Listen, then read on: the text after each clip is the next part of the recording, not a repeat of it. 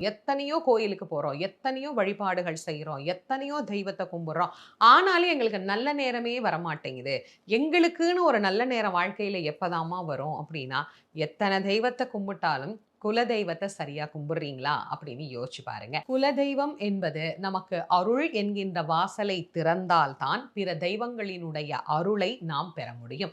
எல்லா நாளும் காலையில எழுந்த உடனே நம்முடைய இஷ்ட தெய்வத்தை எப்படி நினைக்கிறோமோ, அது மாதிரி குலதெய்வத்த கண்டிப்பா நினைக்கணும். குலதெய்வத்தை நினைக்காத நாள் அப்படின்னு ஒரு நாளை நாம துவங்கவே கூடாது. அதுதான் உன்னதமானது, உகந்தது அப்படின்னு தான் நான் முதல்ல உங்களுக்கு சொல்வேன்.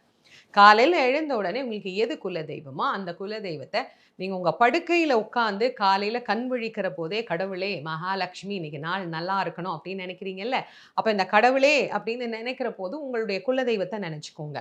முருகன் உங்களுடைய குலதெய்வமா? முருகா, இன்றைய நாள் நல்லா இருக்கணும். அம்பாள் உங்களுடைய குலதெய்வமா? அம்மா, இன்னைக்கு இந்த நாள் நல்லா இருக்கணும்.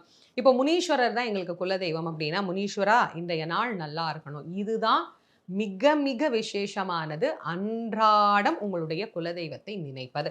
குலதெய்வம் கோயில் ரொம்ப தூரத்துல இருக்கே, பக்கத்துல இல்ல, எங்களால அடிக்கடிக்கு போக முடியாது அப்படிங்கிறவங்க, மாதத்தில வரக்கூடிய 2 நாட்கள் விசேஷமானது. ஒன்று அமாவாசை, இன்னொன்று பௌர்ணமி. அமாவாசையும், பௌர்ணமியும் குலதெய்வ வழிபாடுகளுக்கு அப்படின்னே உள்ள நாட்கள்ல மிக முக்கியமான நாட்கள்னு தான் சொல்லணும். ஏன்னா, அமாவாசை எல்லா தெய்வங்களையும்